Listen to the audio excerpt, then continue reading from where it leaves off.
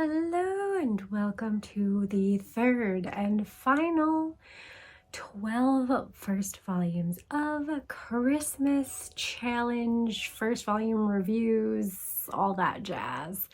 And of course I have a warm mug of tea that I'm going to enjoy if you would like to get a warm or cold beverage of your choosing to enjoy with me. That would be great. And just we'll get cozy and talk about some manga.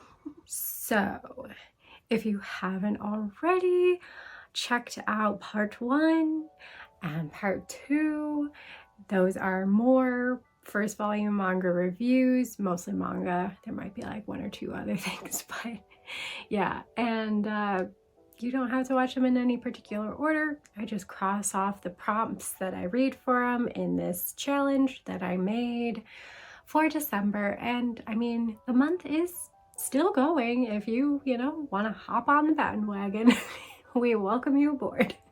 But yeah, in both of those videos, I did my honorable mentions first, the ones that didn't fit a prompt, but I read them and I wanted to share them with you.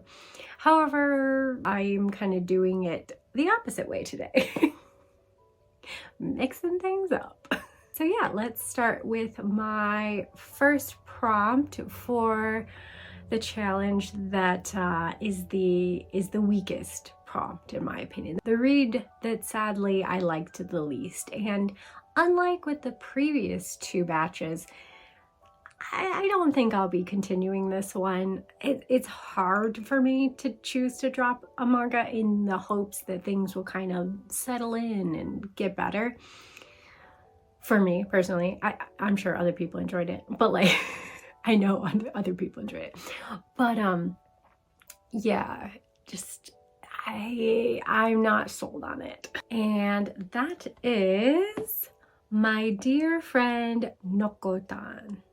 And I read this for my green cover prompt, and I originally bought it off Old Right Stuff because of this cover. It was so cute, and I could tell right away it was very comedy heavy. And I don't know, for years it just sat on my TBR like mocking me like, why haven't you read this? And I guess I had an inkling that it might not be my favorite manga. I need to preface this with saying I really liked the comedy that had to do with her antlers and her being like this weird human deer or whatever, and taking them off, and just like the physics behind it, all the kooky, silly comedy.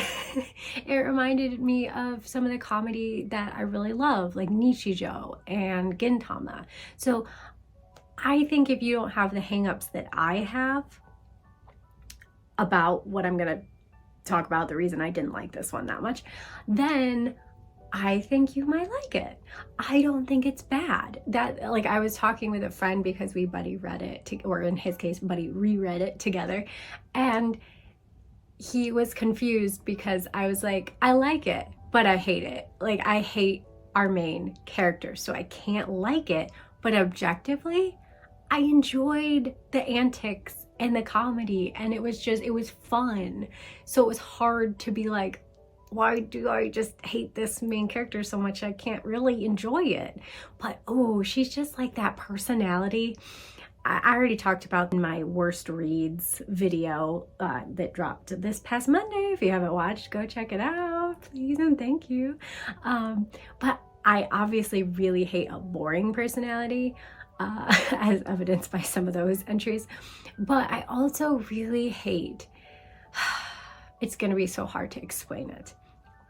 I hate a character, and usually they're girls, and it's like the mangaka wants to go with innocent, naive, almost, in this case especially, like surreal and not of this world, and just so very different from everyone, right? And that's cool on its own, that's great. But then they also mix that with a kind of manipulating and very annoying personality trait, where I can love a manipulative bitch character, don't get me wrong, but when you try to like mix those things, I don't know how else better to describe it. It just doesn't work for me. It just makes me not like the character because I feel like they're a giant phony, because I see where they're like this cute and naive and simple little dear person just trying to fit in at a new school, and then at other times they are just being a jerk to Torako, who is a former delinquent and wants to keep that on the down low, and somehow they can sense it with their nose because they have deer ability powers, question mark, I don't know. I mean, it's supposed to be part of the humor, right? Like they like innocently call them out, right? But it doesn't feel innocent. The first time could be, but then she tries to like ask her not to, and she just completely goes, oh, Mimi, I don't know what you're talking about. I can call you whatever I want. Okay, delinquent. I'm gonna call, oh, you don't like that? Okay, virgin. Ew, no, come on, you're being mean. And then you could say, oh, she's so innocent, she doesn't even know what she's saying. But then she takes her to the bathroom to talk to her, and she's like, ooh, taking me to the bathroom. What are you gonna do with me in there? And obviously implying dirty things. So she's not as innocent and naive as she's pretending. So then she just comes across as a bitch. And oh, I just hate that character. I hate that person in real life. Sorry. Things got into the real territory, the realm of reality there for a minute. But it's just that like duality of them pretending to be a nice, innocent sweetheart and just a weird oddity, but not being a nice person. And like I said, I want to believe that maybe these qualities smooth down, because by the end of the volume, I was not as annoyed with her. She seemed like she was settling in and not being as deliberately disruptive and unharmful. And I get that they want to play that as part of the humor, but I liked the humor when it didn't include her being antagonistic and just downright rude. So yeah, it's really hard because I liked the jokes and the and the mystery of what the hell Nootan even is. But I think what I'll do is, if I'm curious enough, I will watch the anime, because an anime did come out of this one recently, and just see if I do feel like her character kind of evens out. Yeah, but that's the best I could explain it. Sorry if it doesn't make sense to you. I felt bad. My friend like was like, do you like it or do you hate it? Both. I both it. But those are my complicated feelings on my dear friend Nootan. Next up, I read Candy and Cigarettes for my action adventure prompt at the challenge. Yeah, there's a lot of action. There's a lot of blood. There's, a lot of assassinating going on in this one.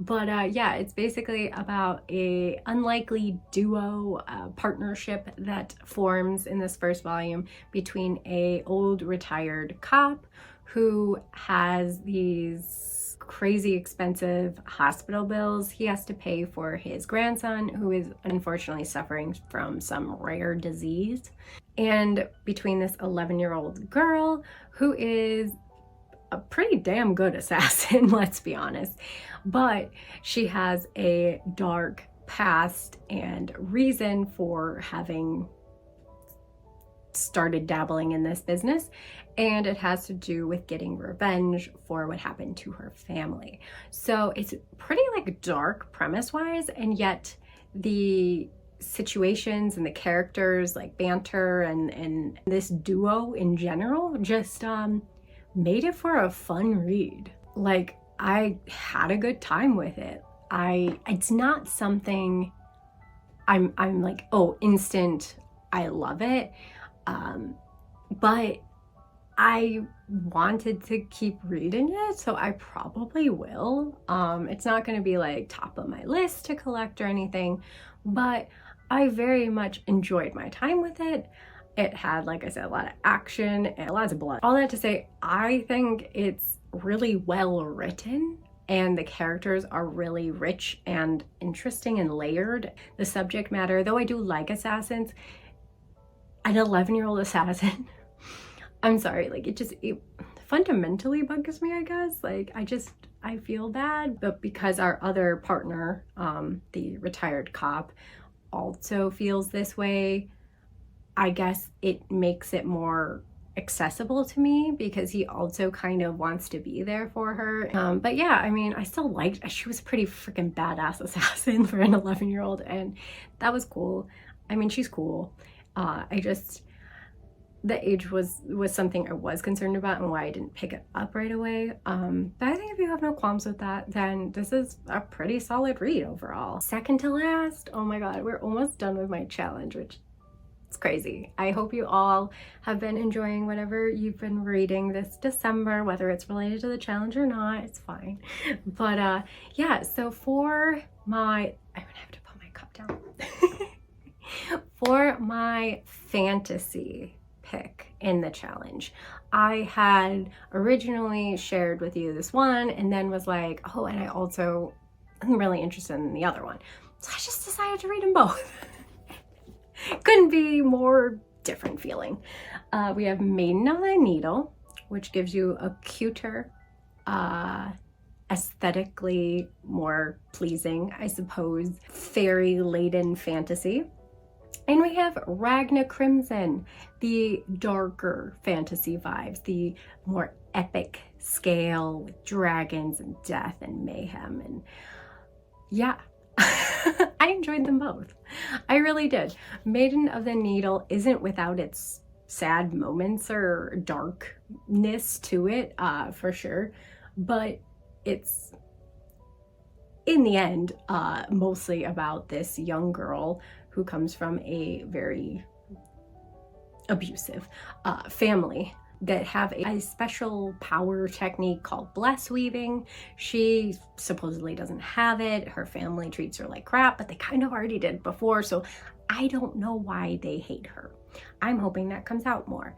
However, she gets sold to a nicer guy, and so now she spends her days just sewing and thriving and being able to enjoy her life in this new place. There's, you know, more going on, and she can see fairies, which is like fae sight, which is pretty rare in this world, and you know, lots of fantasy things happening. But overall, it's cute aesthetics and a more direction towards a possible romance aspect to a fantasy. I enjoyed it. I enjoyed the art. I enjoyed the main character. I mean, she's a bit meek, a bit mild-mannered for sure, but she doesn't lack personality, and she is very obsessed with sewing, and I don't know, she's cute. Yeah, I mean, first volume was okay. The romance aspect to it, I guess, would be the weakest part to me. I don't know what his age is, and I'm afraid to ask, but hers is 15 and I'm giving him the side eye by the end of this one. But I'll hold my judgment, see where it goes, I guess. But yeah, just know there's that as well. Question mark, I don't know. Now you know as much as I do about that. So now back to Ragna Crimson. So this one starts with Ragna, who practically a simp towards a very genius young dragon slayer called Leo. And she, like I said, is like a genius for her age. She's only 12. Again, I don't know how old he is, but it's okay. They're seemingly more in the same age range. I don't know. We're brushing by it. Anyway, and he's like very, like I said, simping over her, very much indebted to her because she, you know, kind of picked him up when he was down. He says he is accursed, which means the dragons always seem to attack him and whoever he's with, and he's the only one who ever survives. So he feels very responsible for that, and Leo, because she's strong, is like his saving grace. However, that all starts to change when he starts getting these weird vision, dream-like things that he can't quite understand, in which he keeps seeing this big battle and Leo dying over and over and over again. And this is, of course, very like alarming to him. He's very nervous for Leo. He doesn't want to lose her. And so this battle seems to be coming to fruition. He feels powerless to help her. And that's when he's visited by his future self, who somehow finagled time and space and whatever to go back and give his current self, his younger self, his future gotten powers and abilities. So he has, like, in his timeline, after losing Leo, because that was essentially a vision from his past that he was like sending to his younger self or something, you know, something fantasy. He kept meeting people, they kept dying. He just kept getting stronger and stronger and stronger and developed this silver line power, which is an ability that is able to kill dragons. And he says he wishes that he had had it when he was at this point, so he could protect the people that mattered most. So he gives him all of the powers, assumingly ceasing to exist, being dying, and you know, whatever. And that timeline would have been messed up anyway. So that kind of closes the time shenanigans plot holes, I guess. I'm okay with it. It's interesting. And Ragna then has to deal with these new powers, not being kind of accustomed to them. His body seems to need more sleep and gets feverish because of this giant, a massive power within him. But he is now no longer useless and no longer powerless, and is now on a quest to become the most powerful and to destroy all the dragons so nobody dies, essentially. And to protect Leo, but he leaves Leo. Well, whatever, that's a whole other thing. But I really like Leo. I really like who he ends up meeting later on, which I'm not going to get into. You'll have to read the book if you want more. But yeah, this was a thick book. It had a lot going on in it. A lot of world building, a lot of setup. So it was very dense, and it was a lot of information. But it was very interesting. And like, I'm not always 100% a dark fantasy girly, but yeah, I like the dragons. I like this very gritty, very dark, I don't know what other word to use other than dark, plot and story in this one. But yet the characters are all very bright, and they stand out and are interesting and make me want to keep reading and root for them. So I think that's a really great start to a series, especially when it is more of that high fantasy vibes, because there's a lot of world building that goes into the first volume, but they still managed to make it interesting and to make me already be invested and rooting for these characters. I had bought a couple more volumes with this one when I bought it off of eBay.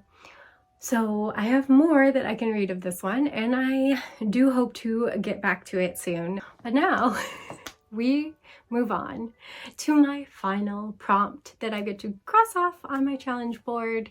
The 12th prompt of the 12 first volumes of Christmas challenge is an LGBTQ book.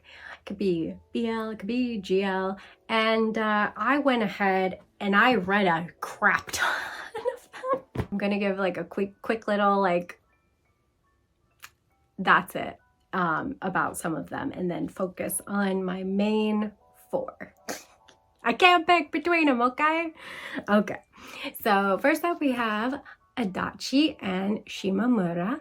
I really like this soft start of another high school Yuri, where these two sort of delinquent girls, but basically they're just kind of a little antisocial and they don't like to go to class that much, and they meet outside of class and they start bonding, but they're both a little awkward and antisocial, like I said. So it's a slow start to anything more in this relationship. So yeah, it was okay. Next up was Stay by My Side After the Rain. I really liked what I read of this first volume. It felt very similar to me as the premise of Lethal Dose of Love, which is a one-shot. So if you liked that premise, but you wanted like it more drawn out, then you might like this one. It's again about reuniting with an old classmate, and the one classmate had harbored feelings for him and doesn't really want to meet again. But yeah, the other one's very persistent, and it's cute. It's cute. So I'll be continuing this one. Then we have Maskdanshi. This shouldn't lead to love. So this one, not so cute and wholesome vibes, but I really enjoyed it. I can't lie. So we have the popular guy and the kind of quiet, antisocial, pessimistic guy that doesn't want anything to do with anyone really. He's traumatized by his foul mouth that made a girl cry back in like elementary school or something, and ever since then he wears a mask. But this leads to the popular guy becoming intrigued with him. Why does he wear a mask? And let me kind of tease him, and it gets a little into the more I'm more interested in this guy than I first realized territory. So yeah, I just thought it was cute. I mean, it's a little bit on that edge of consent question mark. So if you're not okay with blurring those lines, then maybe this one is not for you, which is totally understandable. But yeah, I just thought they were really cute by the end. Okay, we've gotten to my top 4. Those are my rush through, quick little synopsis of my feelings on them. None of them were bad reads by any means, but these ones I just really, really enjoyed. So I wanted to spend a little longer talking about them. So first up we have the guy she was interested in wasn't a guy at all. I, yes, had been bombarded with this one before. Yes, a lot of people were like, I didn't live up to the hype. Well, I kept my expectations low, okay? Low expectations. Going into this, just knowing there is an androgynous type of character, and I love me that. Oh my god. It's like my kryptonite. A good androgynous character, especially an androgynous girl. I don't know what it is, okay? But yeah, she is so attractive, and I can understand why the other girl fell so hard for her. So of course, as the title suggests, when fashionable and upbeat high schooler Aya stumbles into this old record store, music store shop, and ends up meeting this handsome, attractive cashier, she A, assumes it's a guy, and B, starts to develop a little crush on them. But lo and behold, not only is this store employee not a guy, she is actually a classmate of Aya's who sits right next to her. So now she is conflicted on how to tell her, when to tell her, what to do about this whole thing. And yet, at the same time, she cannot help flirting with her in her androgynous looking hot ass self at the store. And I ate it up, okay? I ate it up. I think it's cute. Like, is it anything crazy and new and whatever? No, it's just high school first love, first crush, whatever. It's a little bit of misunderstandings, but it is resolved in the first volume. If you were at all nervous about it dragging on too long, I don't feel like it does. But yeah, this is a solid start to a Yuri school romance, in my opinion. I didn't see anything wrong with it. Except small little bits where the transitions felt a bit clunky. The story kind of just jumps from there to there, really without any flow, or even just like a chapter, like, in the chapter it jumps and stuff. So occasionally there was a moment like that where I went, okay, feels like you could have done a better job transitioning there. But nitpicky things, in my opinion, overall, thought it was good. I personally like the green flares. It makes it stand out. And I didn't mind it reading it. I like the art. So yeah, I'm definitely continuing this one. Okay. Next up are the BLs. So obviously I had picked Hatsukoi Note Volume 1 to be the possible that I read for this challenge. because I love this cover. Even though I did know I had read this online, I was confused because I'm like, I don't remember it being a volume 1. I just remember it being a one-shot, but I didn't really remember anything about it. And revisiting it, it was so cute. Again, we have just a simple first love, first crush, high school BL in this case situation, and it's so pure and it's so sweet, and I just root for these boys so hard. And yeah, so we have the puppy dog kind of cheerful, means well, do-gooder kind of character, and he initially, when starting at the school, tried to get closer to his classmate Tsubami, but he's a rather lone wolf kind of guy and physically push him away. So Shoya, his classmate, obviously thinks like, okay, he's not, he don't want to be friends with me. Like, he's still friendly, but he doesn't try to get closer to him until he accidentally stumbles upon his love diary online, realizes it's Tsubami, and thinks mistakenly that he has a crush on his best friend. So then he starts trying to re-inject himself and like get them to be able to have conversations and get closer, and of course then he starts getting feelings and becoming attracted to Tsubami. So it was just really cute. I loved it again.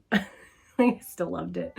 And I also, when I went and like checked out volume 2, realized that it is a sequel, but in the sense that the second volume will actually follow 2 of the minor characters, one being that friend that he was supposedly crushing on, and the other is another character that gets introduced in this first volume. So I'm excited for that one because I definitely don't think I've read that one online. So I hope it's just as good as this first volume. The other one that I ended up buying during the Crunchyroll Black Friday deal sale thing. Yes, I buckled and bought from them for the first time since they took away my right stuff. But so this will be in my December haul, but I got Yes, No, or Maybe, the manga.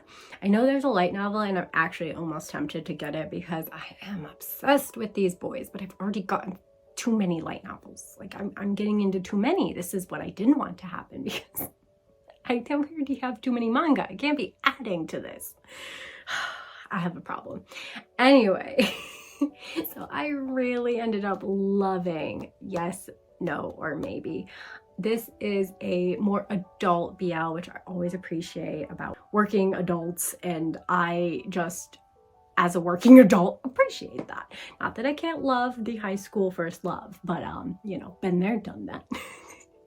Anyway, in this one, we have the no-nonsense perfect prince reporter, Kunieda Kei, and Kei has been assigned to do interviews with this animator, Suzuki Ushio, and Ushio does like the 3D modeling, like little figures, and I forget, like Nightmare Before Christmas. Okay, we all know that one, right?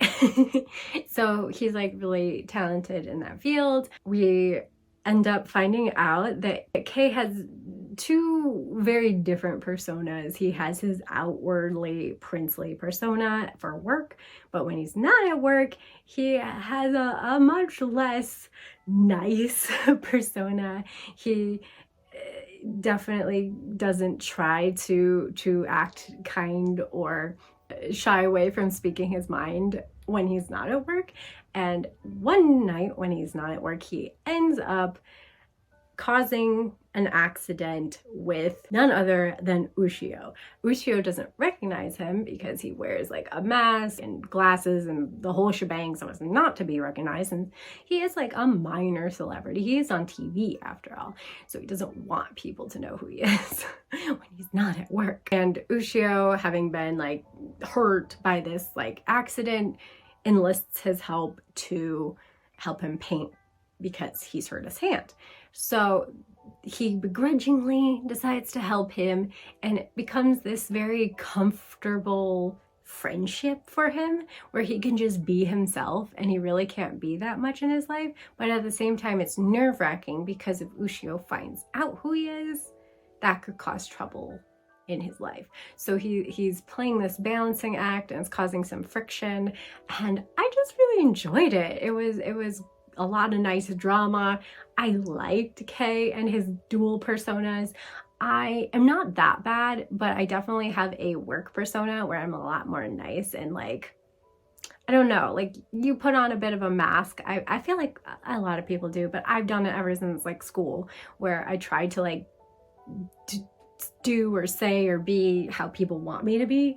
And when I'm home, or now like when I get to film, I feel like I'm more genuine to myself. So I really enjoyed that. And it's why I'm enjoying doing YouTube, because I get to have another outlet of being myself to more than just friends and family, you know?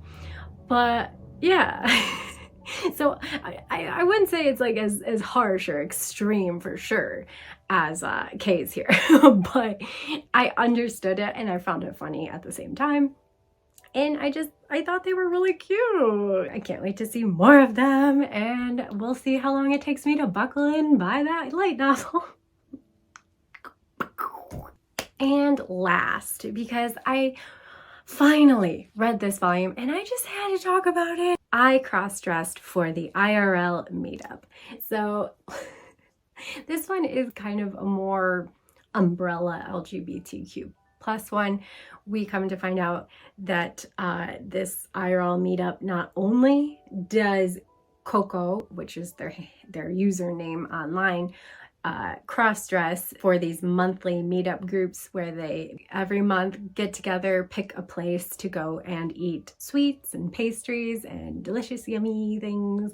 So I of course love sweets and understand and I also love their cross-dressing. Like, they're so cute. And Coco does it because he feels more comfortable cross-dressing. And then it comes out that he's not the only one cross-dressing. And there's also a trans character as well.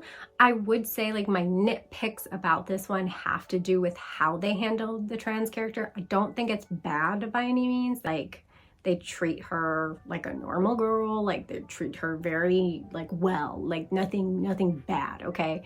But like for instance, there is a part where the group say like, no wonder we were so comfortable, it was a bunch of guys, and she has to be like, well, but not me. Like, not really, I'm a girl. So, you know, those little things where, you know, but again, she does address it, so it feels more like a character kind of needing to learn and understand more about it, rather than the mangaka not understanding, if that makes sense, like not treating a trans character with like respect, because I do feel like she's treated very well and like respectfully done. In this first volume, at least, in my opinion, as not a trans person though, so I can only speak for myself. I do not speak for the trans community, and so I'm not, you know, saying this with 100% confidence. I'm just saying like it felt more like it was a character flaw rather than the manga's lack of knowledge. You know what I'm saying? I hope I'm coming across right. Anyway, I'm gonna wrap it up here with just saying it was really cute. I, of course, my BL loving heart is shipping 2 of these cross-dress boys. Oh, I love them so much. And I just like, oh, like it had a lot of cuteness mixed in with actual like big topics in life, such as love and gender and friendship and nonconformity. So it tackles those in a really nice way, in my opinion, while still giving me a really cute and enjoyable story. And hell yeah, I'm ordering the second one. I didn't realize it came out, and I'm gonna pre-order the third that comes out in February, I believe. So, and that's complete at those 3 volumes. So yeah, I'm really excited. I'm really hopeful that I love this series all the way through. I know this is my longest reviews video, and I'm so sorry, but I still have two more. I have two more honorable mentions to talk about. I just really love them, and I need to talk about them for just as quick as I can. Just as quick as I can, I promise. But if you don't care about anything else I read and you want to sign off, be my guest. I understand. It's kind of why I did it this way. But yeah, first up we have Magalumir, Magical Girls Inc. I was hesitant to pick this up because while I have the nostalgia and the love of magical girls, I mean, I grew up with Sailor Moon, Cardcaptor Sakura, Tokyo Mew Mew, like countless others. I don't have as much love for them as an adult now. There's exceptions, of course, and I still love those original like properties, at least Sailor Moon and Cardcaptor Sakura, which I've read in my adulthood, but I was hesitant. However, this is like magical girls if made for adults, and it was perfect to me. It is taking the quirky and the cuteness of magical girls and pairing that with a corporate entity of being able to be hired as a magical girl, and that technology is kind of what gives these magical girls their magic, so to speak. So it's all very much dealing with the workforce, and our main protagonist here is just entering the workforce, trying to find a job, and she just wants to be helpful. She just wants to help people, and a magical girl is the perfect fit because she kind of stumbles upon it after there is a monster attack where she is interviewing, and because of her quick thinking and amazing memory and being so calm under pressure, this magical girl invites her to join this startup magical girl company. And because it's a startup, it's not very corporate, but we do see towards the end a little peek into the corporatized magical girl. So I'm so interested to see how that plays out. Of course, as we enter this startup company, we do see some interesting characters like our dear president here, which I'm all for. I mean, it lends itself to an eclectic group of characters. It added some fresh comedy elements to it. And he's also, so far, a really great boss. He's behind his magical girls. He's, willing to take any blame for them and stand up for them. And yeah, I mean, what more can you ask for? So it just seems like a really cute, quirky little workplace action fueled comedy. It's got like everything in it. I was overwhelmed in a good way. Like I was like, wow, this is just a lot of fun. So yeah, I don't know, if you had magical girls in your childhood and you might want to check out a more adultified magical girl series, this might be the one for you. Or if you just enjoy comedy and quirky characters, you might also find this fun. I really did. So yeah. And last, and oh my god, I have to give a huge thank you and shout out appropriately to Marjorie's Manga for posting about this one for my challenge, and thank you so mumuch for joining my challenge too. But she posted this and I immediately went, that looks like something I would like. And I hadn't even heard of it. So thank you for bringing it to my attention. I immediately turned around and ordered this, and that is Leviathan. Yeah. I was also just talking to a friend on Insta about needing a new survival type story after finishing Alice in Borderland, because we both read it and we both really enjoyed it. I think this might be it. It's a survival story in space, but it's told very non-linear. It's told in a non-linear manner, where we first meet these shipwreck raiders as they come across this wreckage of a giant airship, Leviathan. So obviously looking to make some money off the ship. So they start, scoping it out and looking for, anything salvageable. And they find a diary right off the bat. And this diary seems to account the tragedy of Leviathan. Basically, all that was left of the ship after an impact were this group of young kids going on a field trip to Earth. So it then recounts how things start taking a very dark downward spiral when this kid and only select other people learn that no help is really coming to save them. They don't have any way to communicate to the outside world because of this impact that has destroyed most of the ship. And third, they're running out of oxygen. So it's dire straits here. And there is one cryogenic chamber pod thingy that could essentially keep one solitary person alive. So as you can probably guess, because I did mention survival type stories, this turns into kind of a Lord of the Flies situation. People gonna die, and it's bloody, and it's gory, and it's gruesome, and I love it. Okay, if you don't like that, stay away. But the death scenes are really good, and it's all really well done. Even though there's a large cast of characters and we haven't gotten a lot with the majority of them, even some that have passed, and no, I didn't feel anything about their passing because I didn't really know their character that much, right? But the psychological elements around it, so fascinating. Like, oh, just like, I am so on board on this one. It's got the psychological component of a good horror survival story where the deaths, yeah, they're great. They're really freaking well done, but they also matter. They mean something. They're not glorified death scenes because, hey, we gotta kill somebody. This is a very much a matter of life and death situation for these kids. And this manga is really great at capitalizing on it.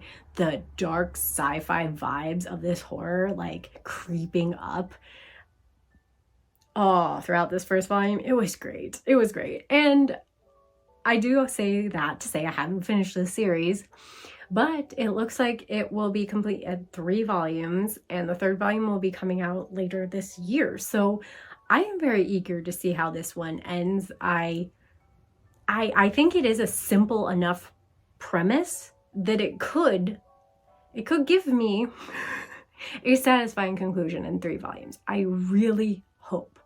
But based on the tone of this first volume and how quickly some things transpire, I could definitely see how this would be a quick and fast-paced and just bloody battle to the end.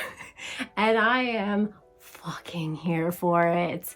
Like, MVP, most valuable player, is Leviathan, and After God were my top 2 favorite reads of December. Yeah, and I'm just really excited to get to share more dark and action-packed first volumes that I enjoyed, as well as the cute and fluffy ones. And I'll be revisiting these 2, although I'll be trying to keep it brief, in my Mondays video, where I am going to be talking about my favorite first volumes that I read in 2024, the second half of the year, because I did already do a part 1, so you can watch that to get ready for this one. But I felt like part 1 had the mass majority of them were cute and fluffier reads, which nothing wrong with that. I obviously love me some cute and fluffy, and there will be some cute and fluffy and romance reads that are in my top part 2 favorites coming up. But I also am happy there's been some darker, more action-packed, more introspective type manga. I like to have a variety. But yeah, I am very excited. I hope you will tune back in for this coming Monday's video. And thank you so much for watching this. I know it ran a bit longer than my usual review videos. I just had a lot to tackle in this last one. I was reading a lot of manga lately, okay? And thank you for watching. As always, if you could hit that thumbs up button, I'd super appreciate it. Let me know down in the comments what you've all been reading this December. And until next time, bye!